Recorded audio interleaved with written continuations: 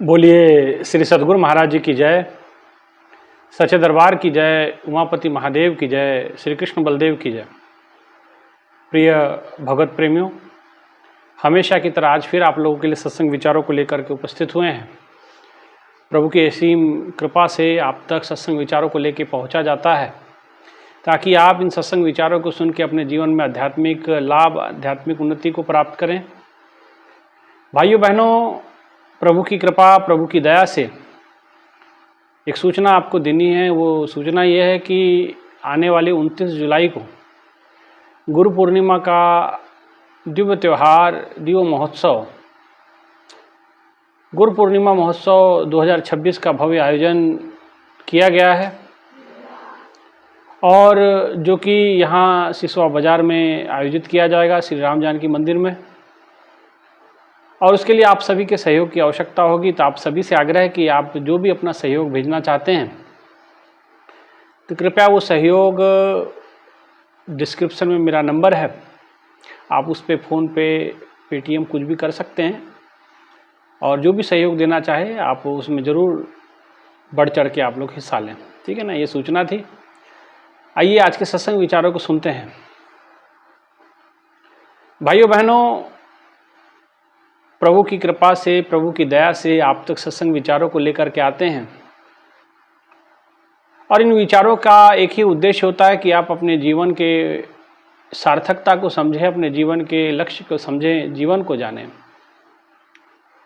मनुष्य का जीवन बड़े भाग्य से मिलता है। ये जीवन अपने आप में अतुलनीय है, अद्भुत है, अलौकिक है, लेकिन इस जीवन की कीमत को कहाँ समझ पाते हैं हम लोग। भाइयों बहनों, आपको ईश्वर ने जैसा बनाया है, बहुत सुंदर बनाया है, बहुत अच्छा बनाया है। बात अपने आप को जानने की है, बात अपने आप को समझने की है, अपने जीवन के उद्देश्य को समझने की है। अक्सर इस जीवन में हमने लोगों को आपस में तुलना करते हुए देखा है। वो अच्छा है, उससे अच्छा वो है, उससे बुरा वो है। भाइयों बहनों, हर व्यक्ति को भगवान ने अपने जैसा बनाया है। God made man in his own image, कि भगवान ने इंसान को अपने जैसा ही बनाया है। इंसान भगवान की क्राउन ऑफ द क्रिएशन की उपमा दी जाती है मनुष्य को। सृष्टि का सिरमौर कहा जाता है इस मनुष्य जीवन को। और इस जीवन को लेके हम कर क्या रहे हैं? तुलना कर रहे हैं आपस में एक दूसरे के साथ। एक बात हमेशा याद रखिए, तुलना ईर्ष्या को जन्म देती है और ईर्ष्या दुख को जन्म देता है। इसलिए इस जीवन को प्राप्त करके बिना कारण से तुलना ना करें एक दूसरे के साथ। किसी के साथ कोई तुलना नहीं है। सब अतुलनीय है, अलौकिक है, अद्भुत है। सब मम प्रिय, सब मम उपजाए, सबसे अधिक मनुज मोहे भाए। भगवान कहते हैं कि सब मुझसे उपजे हैं, मुझे प्रिय हैं और सबसे अधिक तो मुझे मनुष्य प्रिय है। जब सबसे अधिक मनुष्य मुझे प्रिय और मनुष्य की हालत देखें, आपस में तुलना करने में लगे हुए हैं। भाइयों बहनों, ये तुलना आपस में ईर्ष्या को जन्म देती है और ये ईर्ष्या बाद में दुख का स्वरूप धारण करती है। हमेशा ध्यान रखना। इसलिए तुलना से बचें। हर व्यक्ति का अद्भुत ऑरा है, हर व्यक्ति को भगवान ने अद्भुत बनाया है। अलौकिक क्षमताएं हैं, अद्भुत क्षमताएं हैं। पहचानना है तो अपनी क्षमताओं को पहचाने, जानना है तो अपने आप को जाने, अपने आप को समझें, है ना। इसलिए तुलना करने की कोई जरूरत नहीं है। तुलना से सिवाय ईर्ष्या के और आपको कुछ प्राप्त नहीं होगा। और ऐसा एक नहीं, कई उदाहरण है। इंद्र का उदाहरण आता है। इंद्र कई बार कई तपस्वियों की तपस्या से वो प्रभावित हो जाता है। और कई बार आपने ग्रंथों में, पुराणों में या फिर टीवी सीरियल्स के माध्यम से इंद्र की जब भी कथा आती होगी, कुछ ना कुछ इस प्रकार का सुना होगा। और इसी कारण इंद्र पूजनीय नहीं है। भगवान कृष्ण ने बिल्कुल पूजा नहीं करी। बोले कि नहीं, इसका बिल्कुल पूजा नहीं करना, इसको छोड़ो, ये किसी काम का नहीं है ना। क्यों? इसीलिए इंद्र ने कई बार, जैसे कहा जाता है कि वो हिरण्याकश्यप तपस्या करने गया तो उसको लगा कि भाई ये तपस्या करके जो है मेरा सिंहासन छीन लेगा, मेरी राजधानी छीन लेगा। और अब जब उसने अब ईर्ष्या मन में हुई तो भय भी उत्पन्न हुआ, दुख का कारण भी बना, और वो परेशान होने लगा। लेकिन नारद जी बीच में आए। नारद जी ने वो प्रहलाद की माता को बचाया, क्योंकि महारथी, आप जानते हैं कि इंद्र जो है वो एक रथ पे कयाधु को लेकर के जा रहा था, क्योंकि उनके पति हिरण्यकश्यपु तपस्या कर रहे थे। उनके पेट में बच्चा पल रहा है, जिसको प्रहलाद आगे जान करके हम समझते हैं। लेकिन नारद जी जैसे महापुरुष बीच में आए, उन्होंने सब घृणित पाप होने से बचाया और एक अद्भुत संत भक्त का जन्म हुआ, भक्त प्रहलाद। इंद्र के मन में भय, इंद्र के मन में लोभ, लालच, अपने आप को श्रेष्ठ समझने की होड़, किसी को अपने साथ लगने नहीं देते हैं। यही कारण है कि एक बार उन्होंने अपने गुरु को भी नाराज कर लिया, गुरु बृहस्पति को भी नाराज कर लिया, गुरु की बात नहीं मानी, और बाद में इतना बड़ा विध्वंसक युद्ध उनके सामने पड़ा, है ना। उस पर कभी विचार करेंगे। लेकिन मैं जो समझाना चाहता हूँ, तुलना जब भी होती है तो भाइयों बहनों, ईर्ष्या के अलावा कुछ मिलता नहीं हाथ में। तुलना की विश्वरथ ने कि मैं राजा हूँ और ये तो साधारण फकीर है, साधारण संत है, वशिष्ठ जी के द्वारा। इनके पास इतनी अद्भुत गाय क्यों है, जो सब एक बात पे, कह देने पे सारी बात पूरी कर देती है, सारी इच्छाएं पूरी कर देती हैं। लेकिन वो ज्ञानी हैं, अद्भुत ज्ञानी हैं, अलौकिक है, अद्भुत है। उनके पास वो समझ है कहाँ किसको इस्तेमाल करना। लेकिन विश्वरथ के पास केवल और केवल ईर्ष्या भाव है, केवल और केवल जीतना जानता है, और जीतना भी दूसरों को वो चाहता है, अपने आप को जीतना नहीं चाहता है। और वो तुलना करता है भगवान वशिष्ठ जी के साथ, और वो तुलना ईर्ष्या में बदलती है। आप जानते हैं वशिष्ठ जी और विश्वामित्र जी की कितनी बड़ी ईर्ष्या रही है अपने समय में, और ईर्ष्या का परिणाम इतना भयंकर रहा है कि ईर्ष्या में आकर के, क्रोध में आकर के विश्वामित्र जी ने वशिष्ठ जी के कई पुत्रों की हत्या कर दी। लेकिन वशिष्ठ जी जो कि सौम्य हैं, वो स्वभाव से शांत हैं, ईश्वर से जुड़े हुए हैं, ईश्वर के चरणों में मन उनका हमेशा लगा रहता है। इसलिए वो दुख उनके ऊपर प्रभाव नहीं डाला, जितना प्रभाव, जितना दुख, जितना क्रोध के कारण से जो पाप विश्वामित्र जी के द्वारा हुआ। जब जब वशिष्ठ जी से मिलते, उनका पाप उनके सामने आ जाता।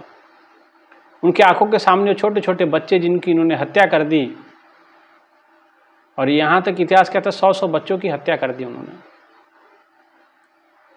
तो इसलिए भाइयों बहनों, तुलना की उसने कि मैं वशिष्ठ जैसा क्यों नहीं बन सकता। भाई तू राजा है, वशिष्ठ सप्त ऋषियों में से एक है, भगवान राम के आचार्य हैं, भगवान राम के गुरु हैं, इतने महान हैं। लेकिन वो तुलना करना लग गया कि भाई ये चीज जब इनके पास है, मेरे पास क्यों नहीं है ना। तो ईर्ष्या हृदय में जन्म ली, तो तपस्या करना प्रारंभ किए। तो ईर्ष्या के कारण से उन्होंने कि मैं भी इनके जैसा महान तपस्वी बनूंगा, तो ये मुझे भी ये सब चीजें मिल जाएंगी। तुम्हारे पास कामधेनु गाय है, तो मैं भय उन्होंने पैदा कर दी, अपनी सृष्टि रचना की कोशिश कर रहे थे वो। और सशरीर वो त्रिशंकु को भेजना चाहते थे स्वर्ग में। लोग मरने के बाद जाते हैं, बोले मैं तुझे जिंदा भेजूंगा। वो बेचारे को आज रास्ते में लटका दिया इन्होंने, ना धड़ स्वर्ग पहुंच पाए, ना धड़ धरती पे आ पाए, वो बीच ही में लटक गए, है ना। तो ये ईर्ष्या का परिणाम है ना। तो कहने का मतलब, वशिष्ठ जी से ईर्ष्या कर ली, वशिष्ठ जी से तुलना कर रहे हैं। और वशिष्ठ जी ब्रह्मज्ञानी महापुरुष, सिद्ध महापुरुष, और राजा विश्वरथ जो आगे चल के विश्वामित्र बने, लेकिन वो एक साधारण राजा है जिसके अंदर क्रोध है, लोभ है, लालच है। लेकिन वशिष्ठ जी के लिए ऐसी बात सोचना भी पाप है। लेकिन ईर्ष्या का भाव मन में आया, तुलना हुई कि उसके पास है, मेरे पास क्यों नहीं है, और वहीं से ईर्ष्या जन्म लेती है। भाइयों बहनों, इसीलिए मैं कहता हूं तुलना ना करें किसी की। ये तुलना करने से केवल और केवल ईर्ष्या जन्म लेती है। व्यक्ति की किसी के साथ तुलना नहीं। कोई व्यक्ति को छोट बड़ कह अपराधु, ग्रंथों के अंदर में कहा गया, कोई छोटा नहीं कोई बड़ा नहीं। कोई किसी को छोटा कहता है या बड़ा कहता है तो ये अपने आप में अपराध है। को छोट बड़ कह अपराधु, ये अपराध माना जाता है। इसलिए कोई छोटा नहीं कोई बड़ा नहीं। सीखा तो सबसे जा सकता है, लेकिन जब आप तुलना करते हैं तो आप न चाहते हुए भी भीतर ही भीतर ईर्ष्या को जन्म दे देते हैं अपने मन में। अगर आपके मन में नहीं आया तो किसी और के मन में तो जरूर आ जाएगा, है ना। तो इसलिए तुलना नहीं की जाती। तुलना ईर्ष्या को जन्म देती है और ईर्ष्या दुख को जन्म देता है। और यही वशिष्ठ जी के और विश्वामित्र जी के जो संदर्भ में कहा जाता है कि ईर्ष्या के कारण कितना बड़ा जघन्य अपराध विश्वामित्र जी के द्वारा हो गया। लेकिन उन्होंने तपस्या का रास्ता अपनाया, साधना का रास्ता अपनाया, ईश्वर की प्राप्ति की, और स्वयं ईश्वर आके उनको स्वयं अपने अस्त्र शस्त्रों के गुरु के रूप में स्वीकार करते हैं, है ना। तो वो भगवान की कृपा, लेकिन ऐसा आपके साथ हो ऐसा जरूरी नहीं।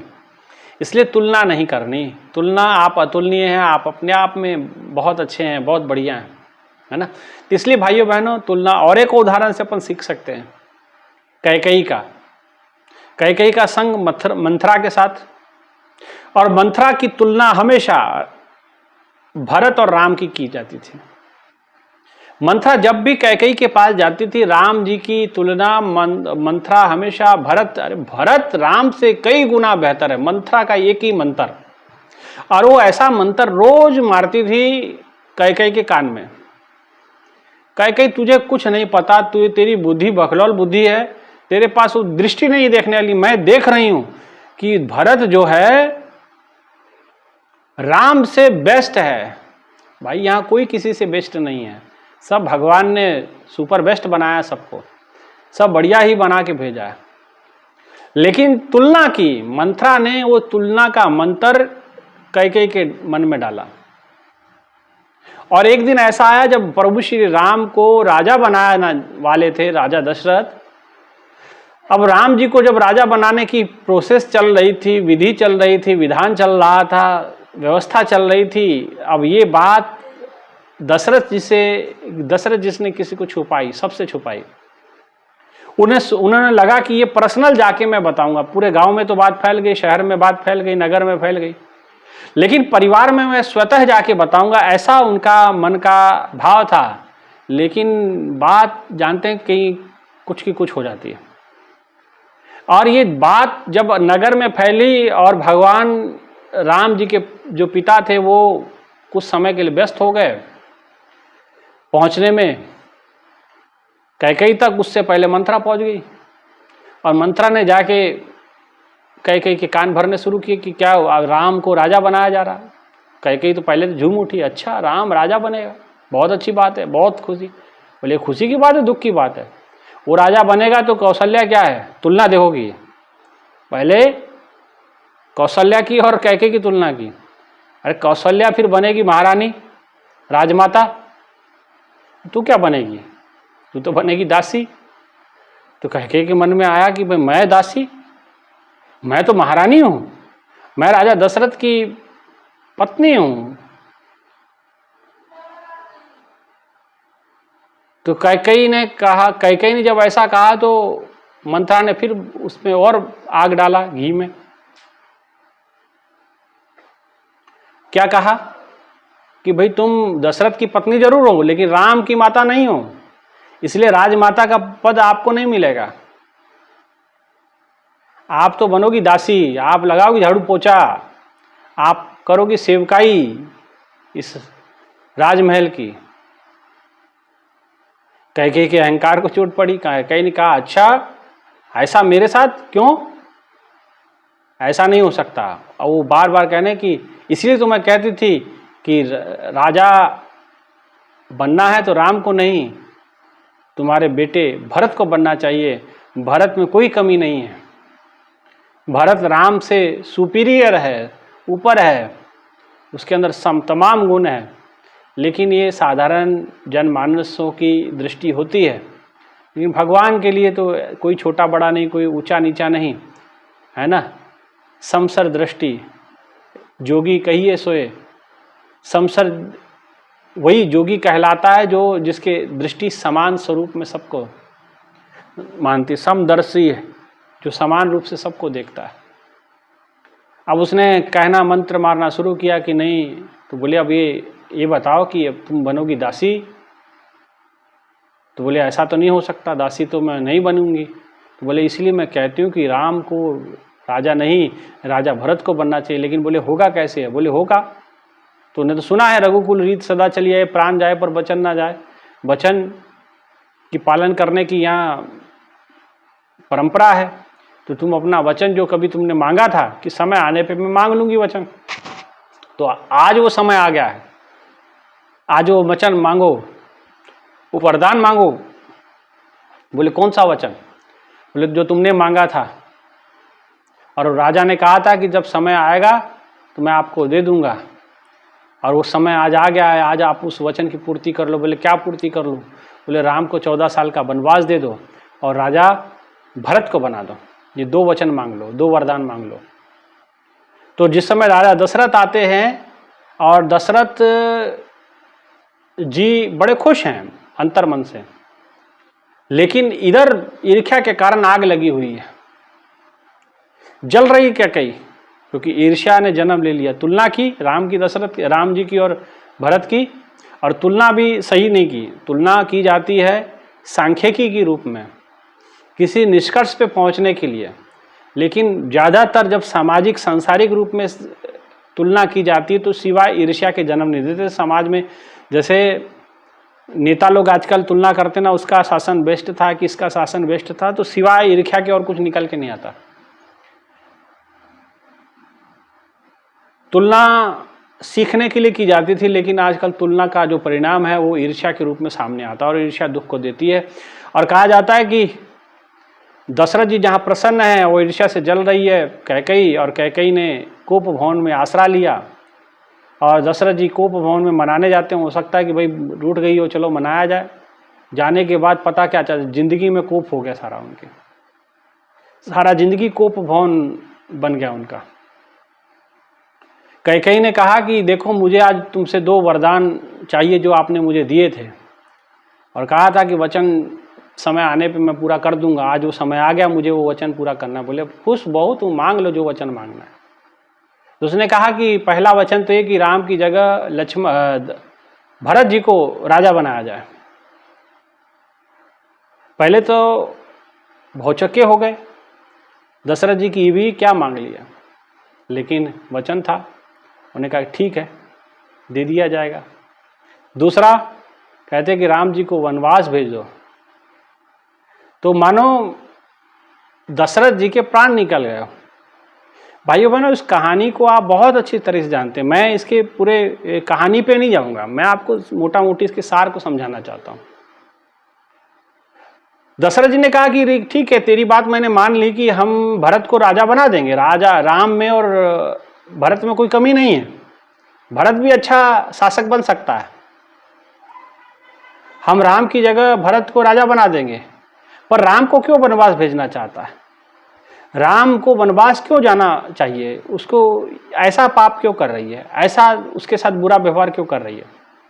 वो क्या है कि देखो हमको कुछ सुनना नहीं है, और कहते हैं कि भगवान राम को उसने वन को भेज के ही मानी, और उनके वियोग में दशरथ जी का प्राण पखेरु उड़ गया, अयोध्या कलंकित हो गई, अयोध्या के अंदर दिए बुझ गए, अयोध्या में 14 साल तक दीपक नहीं जला, अयोध्या की जो सारी खुशियां मातम में बदल गई, अयोध्या नहीं रहा, और साथ में माता सीता श्री भी चली गई।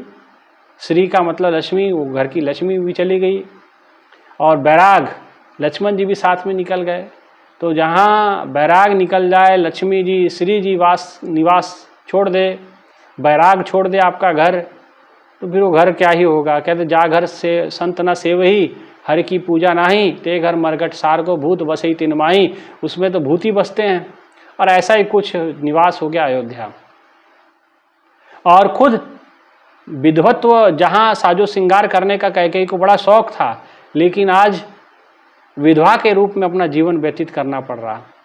ईर्ष्या, तुलना, तुलना ईर्ष्या में बदली, और ईर्ष्या वो भी राम जी से। ईर्ष्या कौशल्या से कि वो रानी बनेगी, राजमाता बनेगी और मैं दासी बनूंगी, और ईर्ष्या के कारण क्या हुआ, दुख मिला, है ना। तो इसलिए भाइयों बहनों, हमेशा ईर्ष्या दुख को जन्म देती है और कुछ नहीं। इसलिए तुलना नहीं, भरत की और राम जी की तुलना की और उसके कारण ईर्ष्या, और ईर्ष्या ने दुख को। इसलिए ये बात जो मैं समझाना, कहानी में ज़्यादा डिटेल में नहीं लेना चाहता, लेकिन मैं समझाना चाहता हूँ कि ईर्ष्या नहीं, तुलना नहीं, तुलना नहीं तो ईर्ष्या भी नहीं, और ईर्ष्या नहीं तो दुख भी नहीं। आज जितने भी है सब दुख का ही तो कारण बन रहा ना, है ना। हुआ क्या कि एक व्यक्ति पड़ोसी से बड़ा जलन करता था। पड़ोसी की बिल्डिंग बन रही है तो आगे वाले को जलन हो रही है, पड़ोसी को जलन हो रही है कि भाई ऐसा क्यों, ऐसा क्यों, इतनी तरक्की क्यों कर रहा, मैं क्यों नहीं कर रहा। तो एक दिन भगवान शिव को प्रकट किया। भगवान शिव को कहता है कि देखो प्रभु, मुझे कुछ ऐसा दो कि जो भी ये आगे वाला जो पड़ोसी है मेरा, अगर उसके पास एक है तो मेरे पास दो हो जाए। जो भी मांगूं मेरे से, मुझे उससे, जो भी उसके पास है उससे दुगना मेरे पास हो जाए। तो बोले ठीक है। ऐसे कैसे? भगवान ने कहा कि ठीक है, मैं तुझे जो मांगेगा वो मैं तुझे देता हूं, लेकिन एक बात ध्यान रखो, जो तुम्हें चाहिए मैं तुझे दे दूंगा, लेकिन एक बात ध्यान रखना, ये तुझसे डबल, तुझे डबल नहीं मिलेगा, लेकिन तुझसे डबल तेरे पड़ोसी को मिलेगा। पड़ोसी से उसको पहले जलन थी और जलन हो गया। भगवान तथास्तु कह के निकल गए। अब ये इसने कहा कि प्रभु मेरे घर बन जाए, बहुत बढ़िया बंगला बन जाए। उसका एक बना, पड़ोसी का दो बन गया।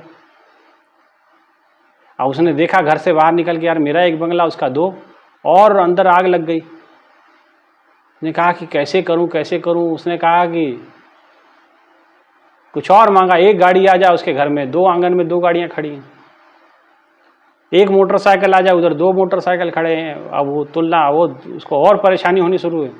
तो क्या करूं, क्या करूं, क्या करूं। देखिए ईर्ष्या कहाँ तक पहुंचाती है आदमी को। फिर क्या हुआ, उसने कहा कि मेरे आंगन में एक कुआं खुद जाए। उसके आंगन में तो एक कुआं खुद गया, लेकिन पड़ोसी के घर में दो कूद गए। पूरा रास्ता घेर लिया, पूरा दरवाज़ा घेर लिया। फिर उसने कहा कि ऐसा है भगवान, मेरी एक आंख फोड़ दो। अब उसकी एक आंख फूटी, पड़ोसी की दोनों फूट गई। कहता है कि शुक्र है अब मेरी उसकी दोनों आंख फूटी, जब भी घर से बाहर निकलेगा कुएं में गिरेगा, मरेगा, मेरा पीछा छूटा। तो ये ईर्ष्या ऐसी है। इसलिए तुलना नहीं, तुलना ईर्ष्या को जन्म देती है और ईर्ष्या दुख को जन्म देता है। इसीलिए भाइयों बहनों, तुलना ना करें। आप जैसे हैं बहुत अच्छे हैं, बहुत भगवान ने बनाया। कोई गरीबी, कोई अमीरी का कोई चक्कर नहीं होता। गरीबी इसलिए है क्योंकि आप गरीबी से बाहर निकलना जाने नहीं। आप सरकार के भरोसे बैठे रहे गरीब से, आपके अंदर प्रतिभा को आपने जन्म नहीं दिया, है ना। आज के समय में गरीब वही है जो आलसी के तरह जीवन जीता है, जिसके अंदर प्रतिभा नहीं है गरीबी से बाहर निकलने की, वही गरीब है, ठीक है ना। अन्यथा कोई गरीब नहीं है, ठीक है। इसलिए भाइयों बहनों, तुलना ना करें। तुलना ईर्ष्या को जन्म देती है और ईर्ष्या दुख को जन्म देता है। इसी विचारों के साथ आप सभी से भी यही मनोकामना कि तुलना नहीं करनी है, भक्ति करनी है, साधना करनी है, सुमरन करना, ठीक है। और जीवन को शांति से, सुकून के साथ बिताना, ठीक है। इन्हीं विचारों के साथ आज के कार्यक्रम को विराम देते हैं। एक बार फिर सूचना आपको देते हैं कि आने वाले 29 जुलाई को गुरु पूर्णिमा का कार्यक्रम यहाँ रखा गया है सिसवा बाजार में, उत्तर प्रदेश, महाराजगंज जिला। और जो भी इस गुरु पूर्णिमा के निमित्त से सेवा धन के रूप में सहयोग करना चाहता है तो डिस्क्रिप्शन में मेरा नंबर है, उस नंबर पे आप फ़ोनपे या पेटीएम कर सकते हैं। जो भी है, जो भी सहयोग करना चाहे और जो भी सहयोग करेगा, और उसका मैसेज मेरे को ज़रूर भेज दिया करें। उसी पे मेरा व्हाट्सअप भी चलता है, उसी नंबर पे, तो आप उस पर मेरे को मैसेज भी कर देना, ठीक है। पता रहे कि किसने क्या सहयोग भेजा है, ठीक है। इतना ही कहते हैं, विचारों को विराम। बोले श्री सद्गुरु महाराज जी की जय, सच्चे दरबार की जय, उमापति महादेव की जय। धन्यवाद।